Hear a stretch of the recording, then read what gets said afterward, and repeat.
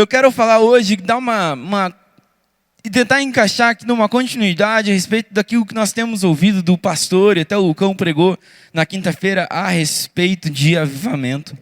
E eu orando com Deus e perguntando: Senhor, o que eu posso trazer, ou o que o Senhor quer que eu fale ao teu povo, à igreja tua? E eu entendi que eu precisava falar a respeito de herança.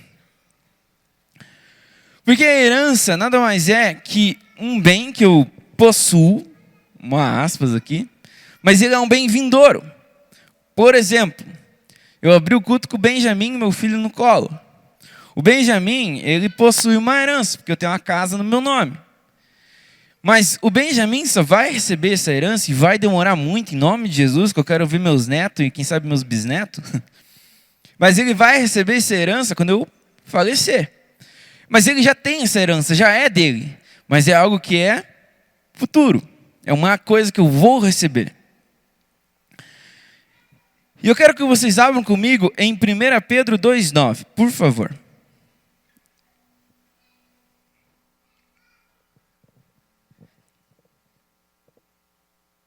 Vamos ler juntos aqui? Esse é bonito, esse texto. Vós, porém...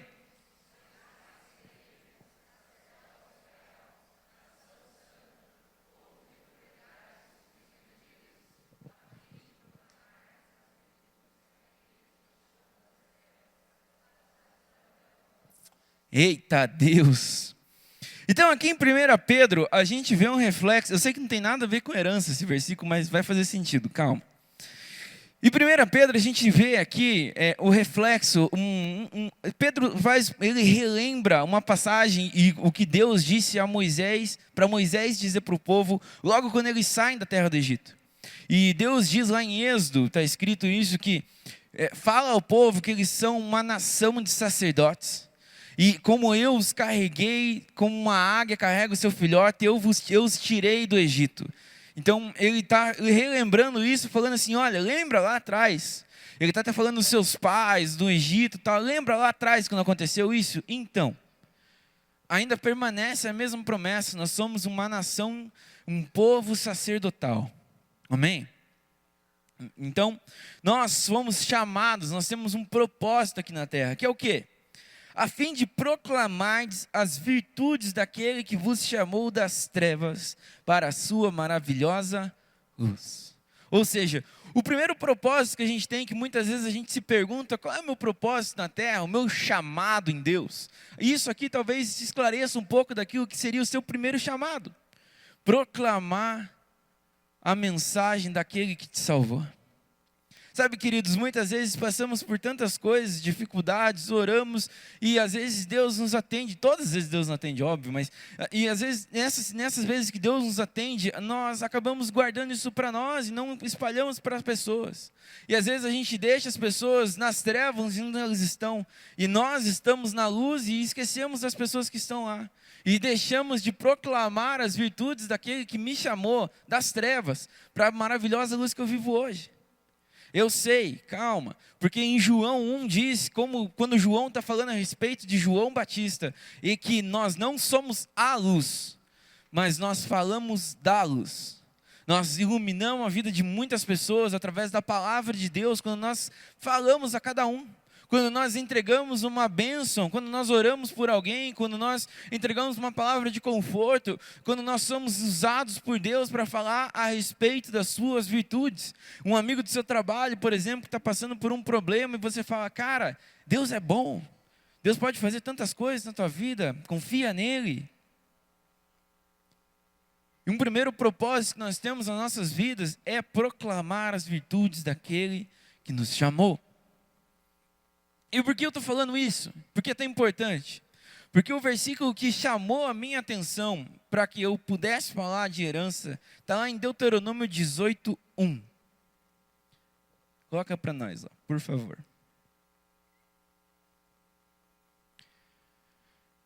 Deuteronômio 18:1 diz... Contexto de Deuteronômio. Deuteronômio é um livro tão... Êxodo, Números, Levíticos, passou tudo isso daí. Moisés já está velhinho, ele já está no pé do monte lá, e ele decide fazer uma pregação, porque toda uma geração já se passou. Então ele precisa contar toda essa história de volta, e ele começa, o livro de Deuteronômio, são, se não me engano, 3 pregações que ele faz distintas uma das outras, falando a respeito de tudo aquilo que já aconteceu, e ensinando o povo novamente das coisas que tem que acontecer. Então, Deuteronômio 18:1, ele está falando a respeito da repartição das terras. Então, ele vai falar que quando o povo chegasse lá na terra prometida, seria repartida a terra entre as tribos. Então, cada tribo receberia uma porção e tal, Rubem com esse pedaço, Simeão com outro pedaço, enfim. E aí, eis que tem esse 18:1, que diz assim: os sacerdotes levitas e toda a tribo de Levi não terão parte e nem em Israel, das ofertas queimadas ao Senhor e daquilo que lhe é devido, comerão. Ou seja, a tribo de Levi, que ficou incumbida de cuidar do tabernáculo de Deus nessa época, e ficou incumbido de fazer as coisas, as tarefas de Deus, quando foi ser feita a divisão das terras, a tribo de Levi ficou sem. Não teve nenhum lugar para falar que esse lugar aqui é da tribo de Levi. Eles não tiveram terra para si. Mas então, o que era a herança da tribo de Levi? O que eles receberiam? O Salmos 16:5 diz: o Senhor é a porção da minha herança, e o meu cálice, tu sustentas a minha sorte. Nós somos uma nação de sacerdotes, amém? Amém? Tá bom. Uma nação de sacerdotes, então eu tenho algumas coisas, alguns preceitos a cumprir. Eu não quero entrar na questão do sacerdócio levítico, que já não estamos mais, e estamos no sacerdócio de Melquisedeque. Eu não vou entrar nessa parte teológica em si, mas Cristo, ele veio para cumprir a lei e estendê-la, aumentá-la, deixá-la um pouco mais clara, para que a gente pudesse vivê-la. Então, continua-se algumas partes se cumprindo isso, trazendo essas posturas dos sacerdotes, para que nós possamos também ter essa postura como sacerdote de uma nova ordem agora. E o sacerdócio levítico, então, eles não tinham essa porção, esse pedaço de terra, que para chamar de seu, para falar que é da tribo de Levi, mas a porção da herança deles era o Senhor. E não diferente, mas para nós que somos um povo, uma nação santa, sacerdócio real, a nossa herança não está aqui na terra. Apesar de eu falar que o Benjamim ali, o meu filho, tem uma herança para receber, mas a herança maior que ele tem para receber não é aqui da terra, mas é uma herança incorruptível que está no céu. A maior coisa que ele tem para receber não está aqui. E muitas vezes nós paramos para contemplar as coisas da terra, e essas coisas nos atraem a nossa atenção, e nós desejamos tanto essas coisas que deixamos e esquecemos de lado aquilo que Deus tem para nós. E a sua herança que ele tem para nos deixar. Sabe, tem uma passagem que eu gosto muito, se não me engano está em Marcos 2, que é quando 4 amigos resolvem trazer um paralítico lá na frente de Jesus. E esse paralítico, ele é colocado, eles quebram o telhado lá e colocam o paralítico de rapel na frente de Jesus. E Jesus, a primeira coisa que ele fala a esse paralítico é: seus pecados estão perdoados. E aí quando eu estava lendo isso certo dia, o Espírito Santo me provocou. Ele falou assim: filho, e se a história parasse aí? Será que esse homem sairia satisfeito? E eu te pergunto, saber que nós temos a salvação e a vida eterna, e não recebêssemos mais nenhuma bênção, apesar de Cristo ser o galardoador, mas vamos supor que ele não te desse mais nada, a não ser a salvação e a vida eterna. Será que isso te satisfaria? Será que saber que você foi salvo numa cruz, e simplesmente isso, que Deus não vai te dar nada, mas vai te dar a vida eterna, isso satisfaria o teu coração?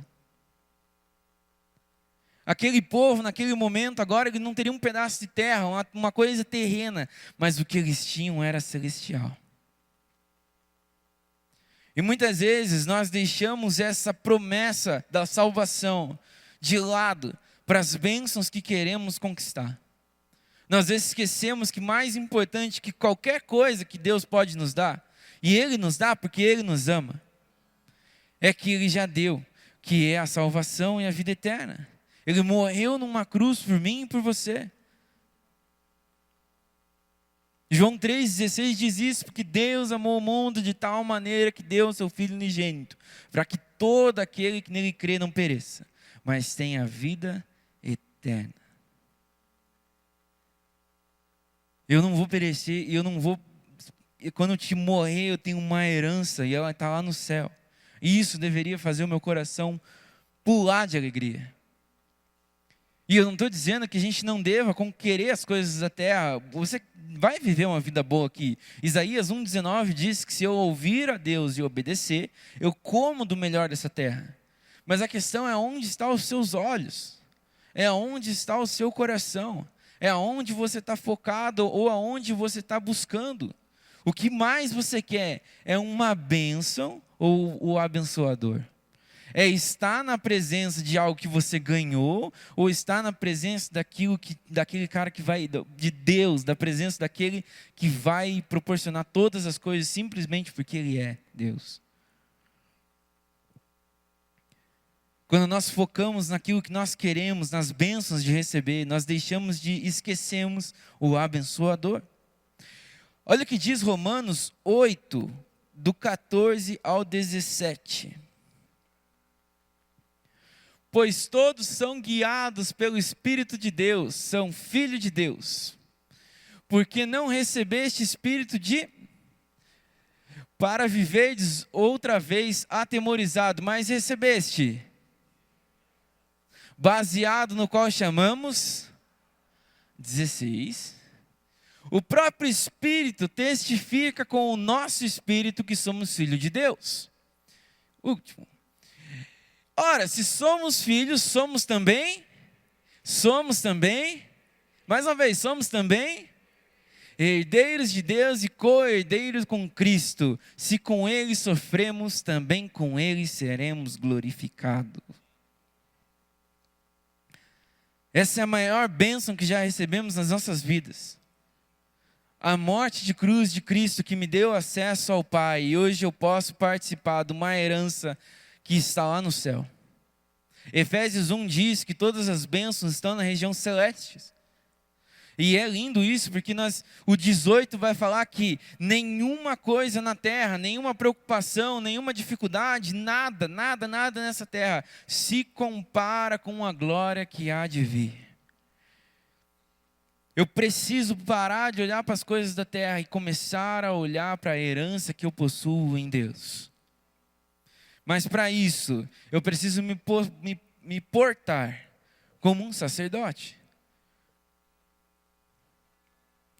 Coloca para mim em Números 35, 2.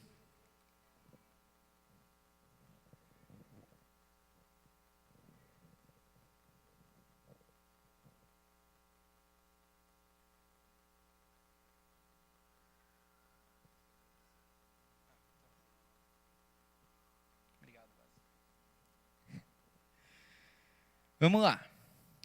Números 35, 2 diz: dá ordem aos filhos de Israel, da herança da sua possessão, deem cidades aos levitas, em que habitem, e também em torno delas darei aos levitas arredores para o seu gado.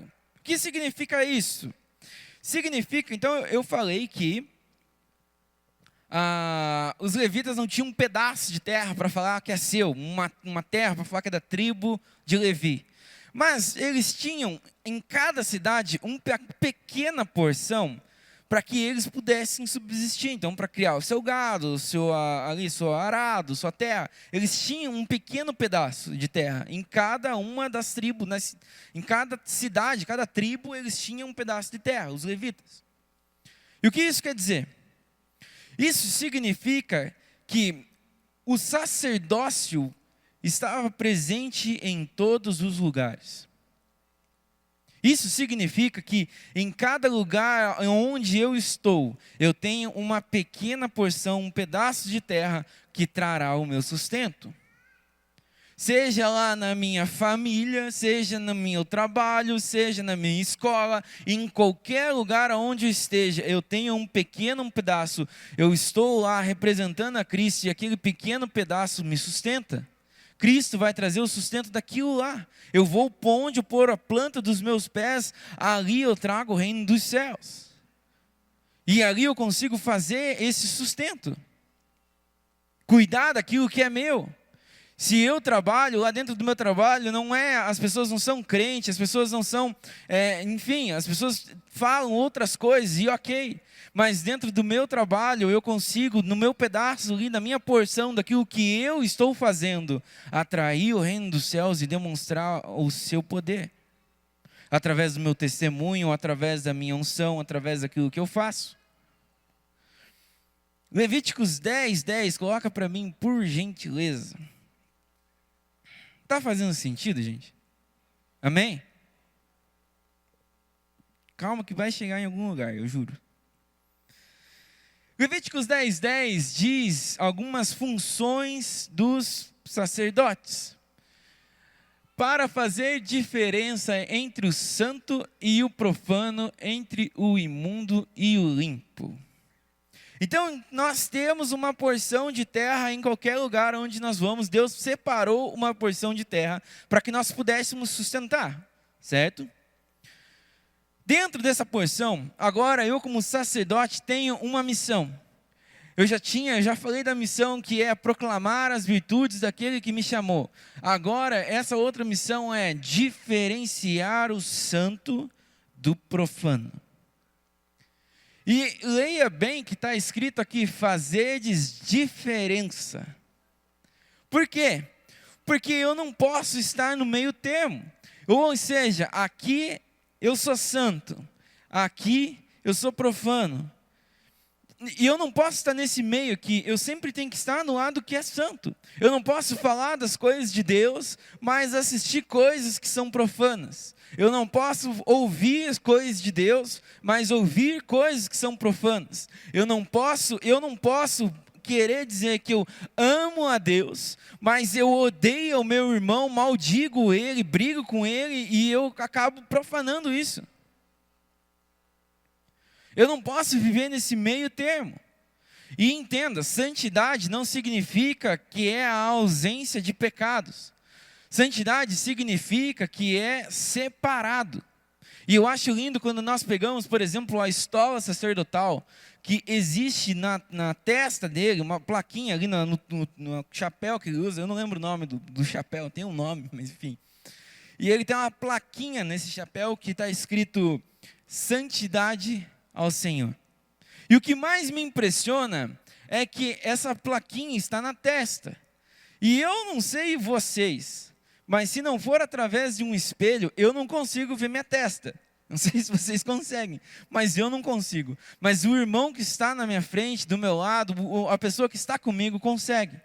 Ou seja, a minha postura, eu não consigo enxergar, mas a minha postura tem que condizer com aquilo com a marca que eu carrego. Está fazendo sentido? As pessoas vão olhar para mim e falar assim, opa, ele é diferente. Não significa que você vai chegar lá na sua empresa,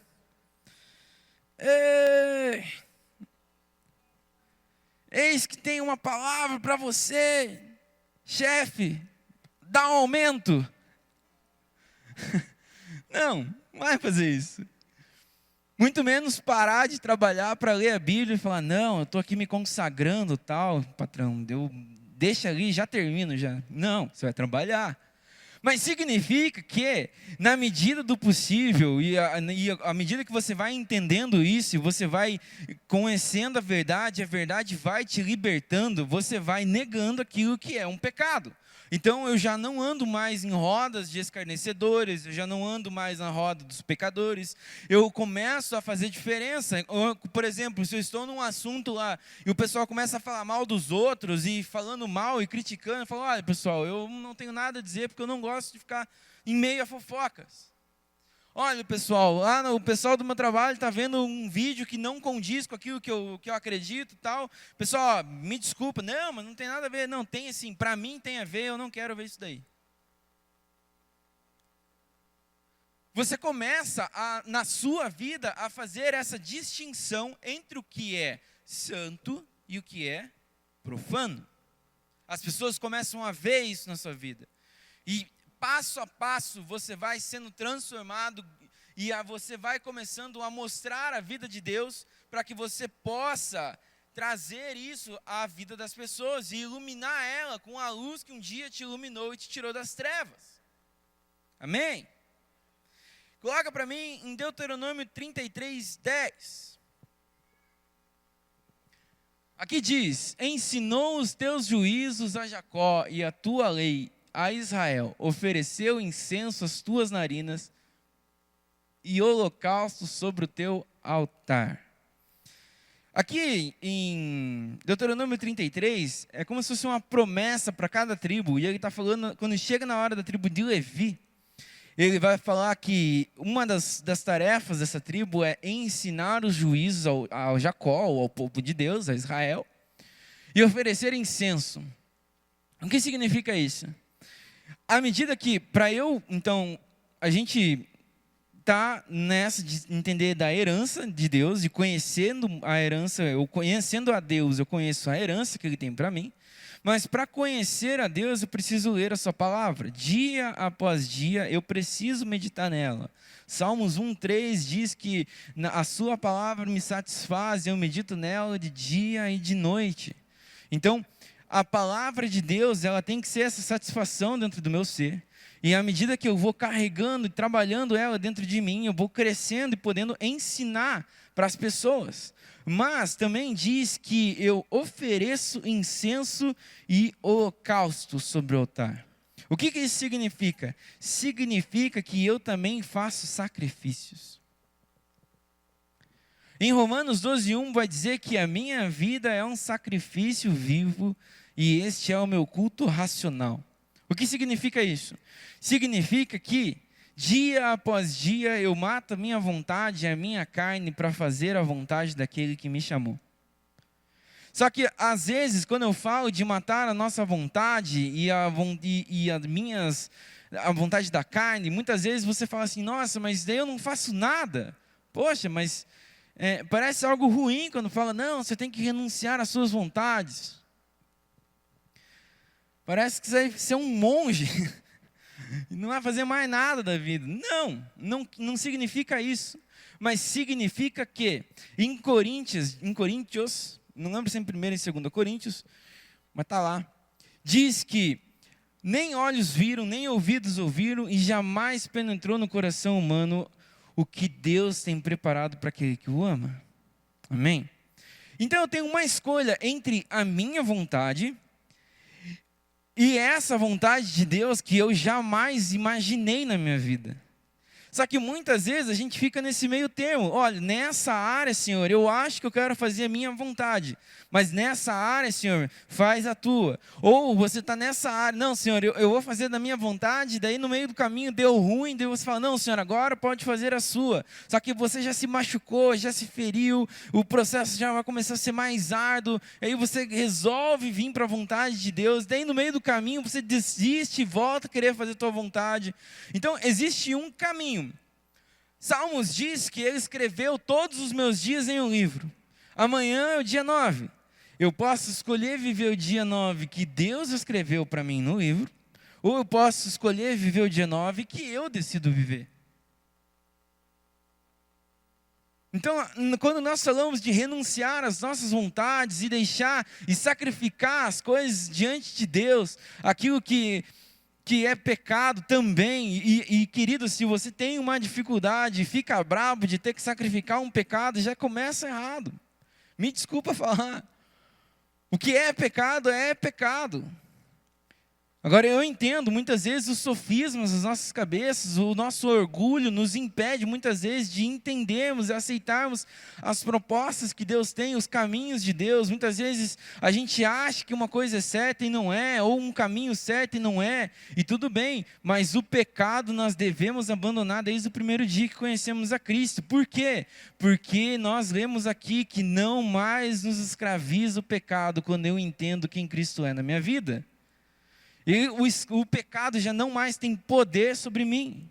Eu tenho uma herança eterna, eu vou recebê-la, mas para isso eu absorvo disso na minha vida e eu caminho com isso, e agora eu entendo que eu não sou mais escravo disso. Eu tenho poder, total autoridade para sair disso. Amém?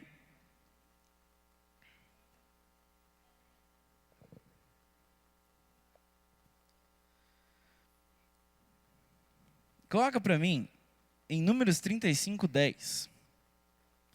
Então o sacerdote, ele separa, faz distinção na sua vida entre o santo e o profano. Ele também ensina o povo de Deus e ele oferece sacrifícios. E aí nós temos uma representação da igreja em Números 35:10, 11, que diz assim: fala aos filhos de Israel e diz-lhes: quando passardes o Jordão para a terra de Canaã, escolhei para vós outras cidades que vos sirvam de refúgio, para que nelas se acolha o homicida que matar alguém involuntariamente. O que significa isso? Então, no tempo de Moisés, na lei, tinha uma cidade que a gente chamava de cidade de refúgio. Então vamos supor que, acho que para o homem vai fazer mais sentido, vamos supor que eu e o Mateus, a gente está fazendo uma brincadeira besta de se pendurar num penhasco. É besta, mas para o homem, não sei, faz sentido. E a gente está lá brincando, daí a gente está na beira do penhasco assim, e fica nessa brincadeira besta. E numa dessas, sem querer, eu faço assim e derrubo o Mateus do penhasco. Eu o matei. E eu falo, meu Deus do céu. Daí toda a família do Gabriel, perante a lei de Moisés, tem um direito legal de vingar a morte do Mateus e me matando. Isso era a lei.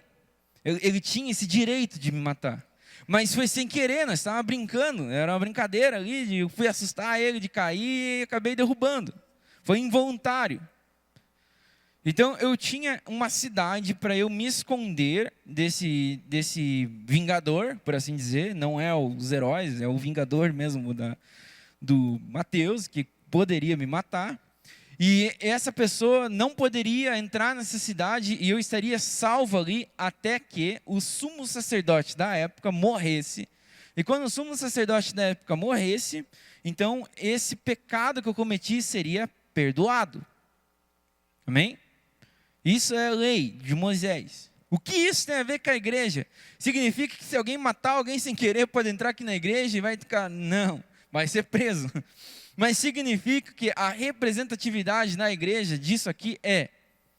Então, Romanos diz que eu tinha um tempo da ignorância. E eu cometi muito pecado nesse tempo. Talvez eu não soubesse as coisas erradas que eu estava fazendo, eu estava iludido, eu estava escravizado, Satanás estava me enganando, e eu estava lá vivendo preso nisso. Então tem um tempo de pecado na qual eu estava nessa ignorância. E eu cometia vários pecados, às vezes até mesmo não sabendo que é errado. Ou às vezes você acha que está certo, mesmo a sociedade dizendo que está errado, e você fica nessa luta, mas você não tem a iluminação da verdade, da palavra sobre você, para te confrontar e dizer que aquilo está errado. Você vive pelo que você acha. Mas aí vem a palavra de Deus, e ela te ilumina. E você fala, Senhor amado, quão errado eu estava. E você encontra dentro da igreja, sendo essa cidade refúgio, um lugar para você se esconder, para que você possa receber o perdão. E então nós pegamos, porque somos da ordem, como diz Hebreu, da ordem de Melquisedeque, o nosso sumo sacerdote, que é Cristo, já morreu. Então, o que significa? Bem resumido, os nossos pecados que cometemos involuntários, quando nós nos achegamos a Cristo, numa cidade refúgio, que pode ser representada pela igreja, que nos apresenta a palavra de Deus, e nós entendemos que o nosso sumo sacerdote já morreu, perdoando os nossos pecados, nós vivemos aquilo e somos limpos disso. Somos lavados pelo seu sangue e perdoados. Então não mais isso nos escraviza. Mas então os levitas é quem cuidava dessa cidade de refúgio. E existe tantas pessoas, às vezes a pessoa que está do seu lado, que precisa desse alívio, desse alento, de receber esse perdão de Deus. E cabe a nós, como levitas, como sacerdotes, cuidar de cada pessoa, de cada irmão, orar por ela, ensiná-la, trazê-la, iluminar essa vida para que ela receba esse perdão que já foi dado. Amém? Amém? Então isso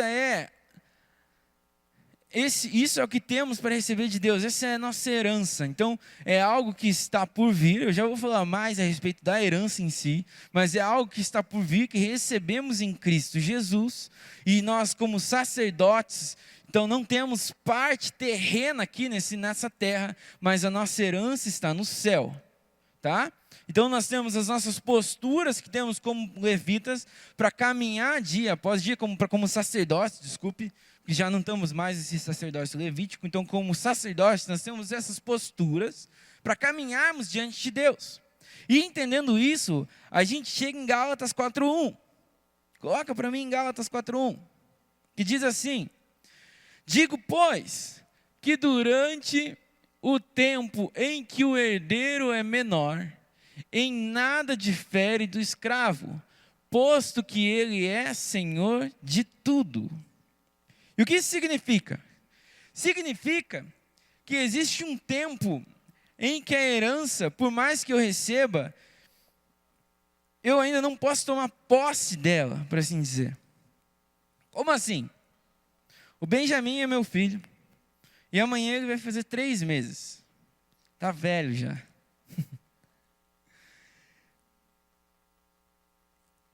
Mas está amarrado, em nome de Jesus. Mas vamos supor que eu e minha esposa batam as botas. Está amarrado, em nome de Jesus. Mas ele tem 3 meses. A gente tem uma casa no nosso nome.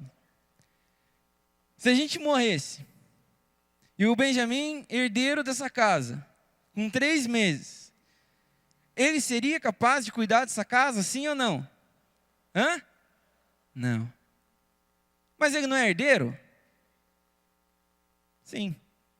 O que significa? E literalmente no grego, menor aqui, a palavra menor no grego é literalmente alguém que não consegue nem falar.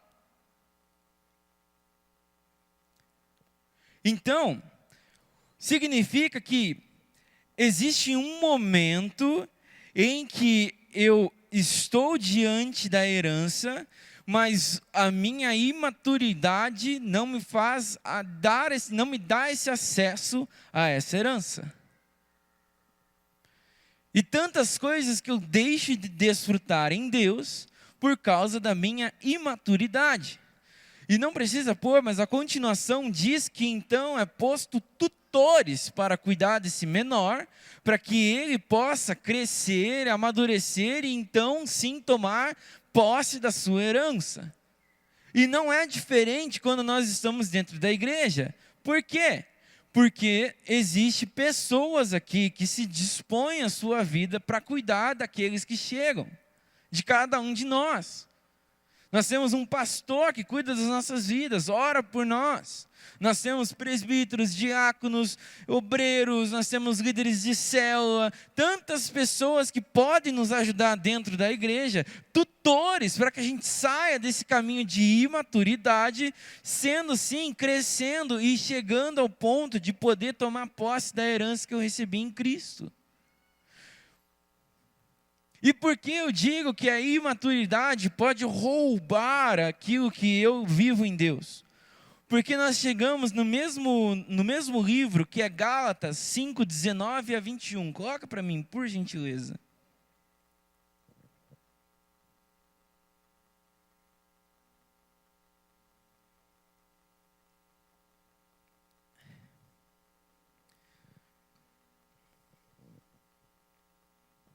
Ora, as obras da carne são conhecidas e são prostituição, impureza, lascívia, idolatria, feitiçaria, inimizades, porfias, ciúmes, iras, discórdias, dissensões, facções, invejas, bebedices, glutonarias e coisas semelhantes a essa, a respeito da quais eu vos declaro, como já outrora vos preveni, que não o quê?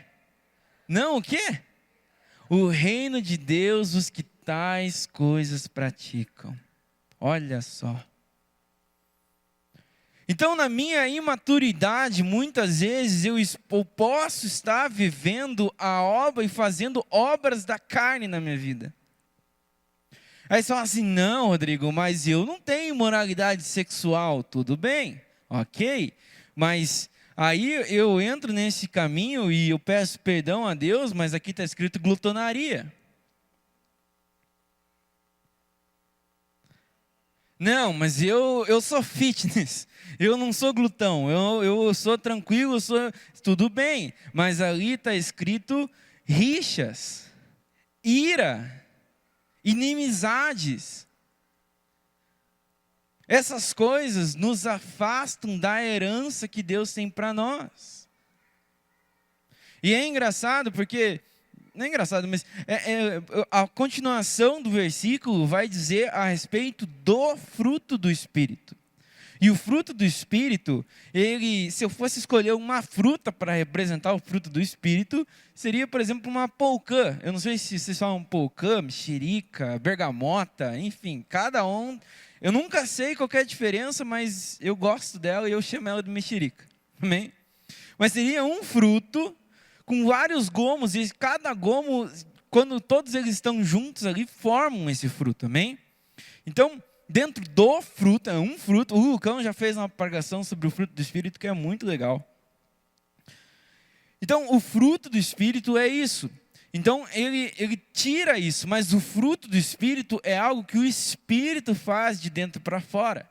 Mas a obra da carne, obra sempre vai remeter a algo que eu faço com as minhas mãos. Eu sei o que eu estou fazendo. Quando eu estou numa rixa, quando eu estou com ira, eu digo por mim, eu já falei isso em outras vezes, mas hoje eu citei aqui de novo. Eu tinha um seríssimo problema em ser estourado, eu tinha um seríssimo problema. Era vergonhoso, eu não tenho alegria nenhuma de falar isso, só testemunhando mesmo que o que Deus fez na minha vida. Mas eu era estourado e quebrava as coisas dentro de casa, quebrava celular, cadeira, enfim, eu perdi o controle, assim. E isso estava me machucando, isso estava ferindo a minha família. E eu comecei a orar e falar, Senhor, eu não sei o que fazer, porque eu não tenho um botão que eu aperto e falo, não estourar. Eu não sei, simplesmente, sei lá, eu vejo esse negócio e eu não consigo me controlar. E eu orei muito, muito mesmo, pedi para Deus tirar isso de mim. E é engraçado porque o fruto, quando na árvore, ele nasce, à medida que a árvore vai se nutrindo, ela vai absorvendo esses nutrientes, ela vai começando a se fortalecer, as suas raízes ficam mais firmes, mais fortes, e a tendência é de dar esse fruto. Então, quando eu comecei a me fortalecer em Deus, me nutrir em Deus, buscar em Deus, jejuar, orar, ler a palavra, em um determinado momento, eu não sei, eu só olhei e falei, nossa, cara, era para mim ter estourado e eu já não estou mais fazendo. Nossa, se fosse antes, teria acontecido isso, e hoje eu estou tão tranquilo. Não que eu seja um monge, não significa isso, eu fico brabo. Mas é muito diferente. Hoje eu tenho um controle da minha emoção. E o que eu fiz? Existe uma fórmula? Rodrigo, o que você fez? Não sei. Eu orei. Eu só sei que simplesmente, à medida que eu fui buscando em Deus, isso foi transformando, dia após dia. Eu deixei que tutores cuidassem da minha vida. Eu me entreguei a Deus, eu ajoelhei, eu busquei, eu orei e Deus fez. Porque eu não quero perder a herança de Deus. Eu não quero ficar de fora disso.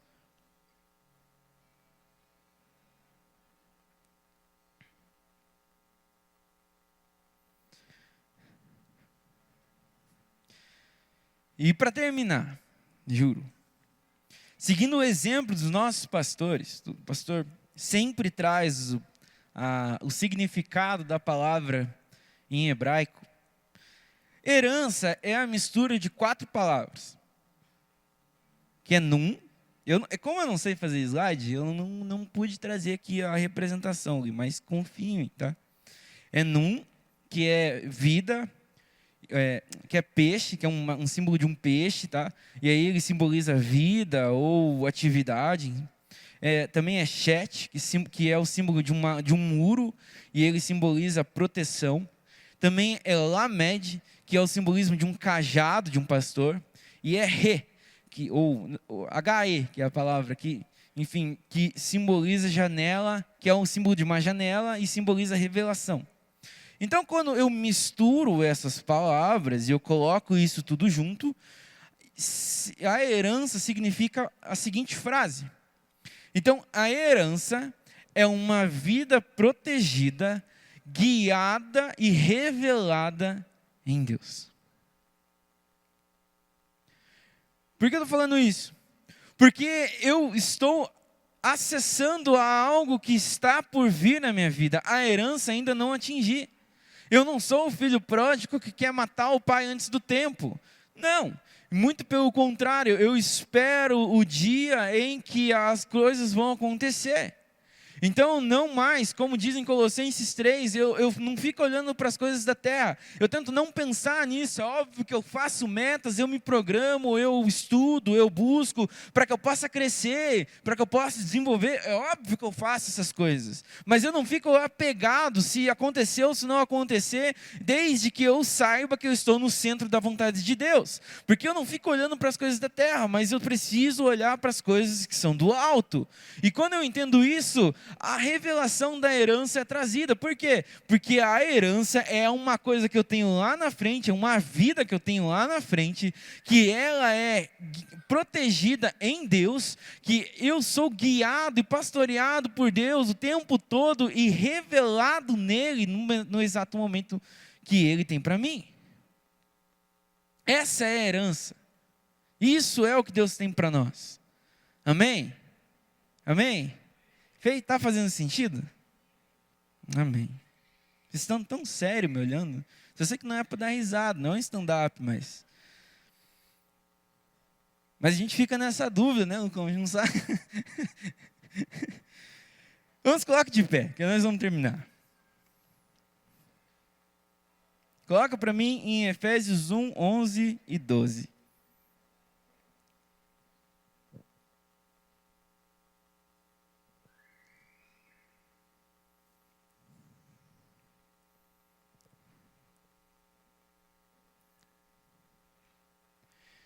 Efésios 1:11 diz: nele, digo, no qual fomos também feitos, predestinados segundo o propósito daquele que faz todas as coisas, conforme o conselho da sua vontade. 12.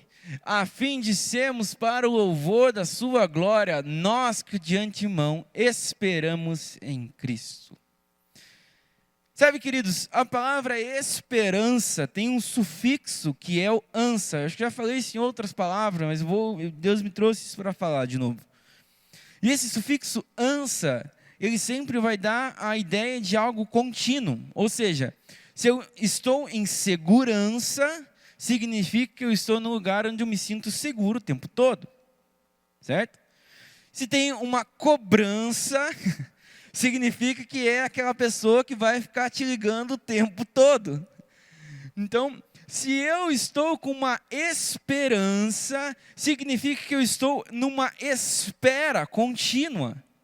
Mas a diferença entre a esperança minha e a esperança das pessoas que estão no mundo é exatamente a diferença que Moisés falou quando Deus falou que iria se retirar do meio deles. Ele falou: não, Senhor, porque o que nos diferencia do mundo secular é a tua presença. Então a minha esperança eu deposito em Deus. Eu espero nele, porque Filipenses diz que aquele que começou a boa obra é fiel e justo para terminar. Ou seja, então quando eu busco a Deus todos os dias, entendendo a minha herança que eu tenho para alcançar, que não se compara em nada que há nessa terra, eu fixo os meus olhos nisso e eu caminho para viver isso, e isso é revelado em mim. Porque senão nós já não mais vivemos nessa frustração de estarmos ali e, será que vai dar? Será que não vai dar? Será que vai acontecer? Será que não vai? Nós não vivemos essa frustração das coisas terrenas, muito pelo contrário. Agora nós já buscamos e vivemos as coisas que são do alto. E a consequência das bênçãos, por eu me aproximar de Deus, é que me faz viver as coisas boas aqui na terra. Efésios 11:6 diz que sem fé é impossível agradar a Deus, mas ele continua dizendo que ele é galardoador daqueles que o buscam. Então a minha busca, por que em Mateus 6, Deus ele vai falar, antes do 33, que vai dizer que buscar em primeiro lugar a minha justiça e as demais coisas serão acrescentadas. Por que antes disso, ele está falando a respeito de não busquem coisas terrenas, sobre o que vestir, sobre o que comer? Quem se preocupa com isso são os pagãos. Ele está explicando, na verdade, que existe uma coisa muito maior do que qualquer preocupação terrena, que é a herança que eu tenho em Deus, da vida eterna que Ele deu, através da morte de Cristo Jesus. E agora o amor que lança fora todo medo e a paz que excede todo entendimento humano, entra dentro de mim, habita em mim, através da morte de cruz, porque Ele me deu acesso a essa herança. Eu sou co-herdeiro com Cristo. Eu já não mais sou escravo do pecado, mas agora eu tenho a autoridade para sair disso. E não só isso, mas eu tenho a autoridade de proclamar as virtudes daquele que me chamou, a autoridade para pregar para as pessoas. Você não precisa ter um cargo dentro da igreja, ser um diácono, ser um líder de célula, ser um presbítero, ser um pastor. Não, Deus já te chamou. Na medida em que você conhece a palavra de Deus, você vai falando dele, porque ele vai te iluminando, e essa luz que está dentro de você começa a tocar as pessoas ao seu redor. Então, à medida que você vai sendo iluminado, conhecendo a palavra de Deus, você vai descobrindo quem ele é, e você vai falar a respeito dele, e você vai tocando cada um, porque Deus te deu autoridade para curar os enfermos, expulsar os demônios. Mas para isso eu preciso conhecer a Deus. Para isso eu preciso me aproximar dele. E eu só consigo fazer isso quando eu paro de olhar para as coisas terrenas e eu busco as coisas que são do alto e entendo que a minha herança não está aqui na terra. Eu não quero coisas que a traça corrompe. Eu quero as coisas do alto. Amém? Então feche seus olhos.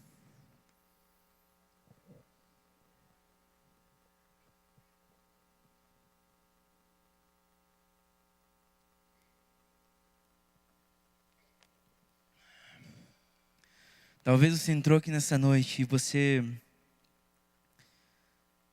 falou assim: Senhor, eu nunca te conheci.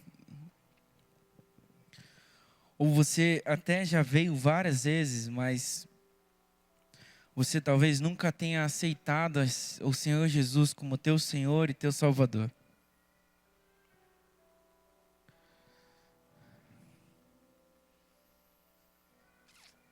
E se você tem esse desejo de fazer isso, toda a igreja, vamos repetir uma oração, mas coloque a mão no seu coração e fale assim: Senhor Jesus, eu te aceito como meu Senhor e meu Salvador. eu te entrego a minha vida em tuas mãos. Tu és o Filho de Deus, que nasceu, morreu, mas ao terceiro dia ressuscitou. E eu quero viver a tua vontade, que é boa, agradável e perfeita, em nome de Jesus. Amém. Glória a Deus.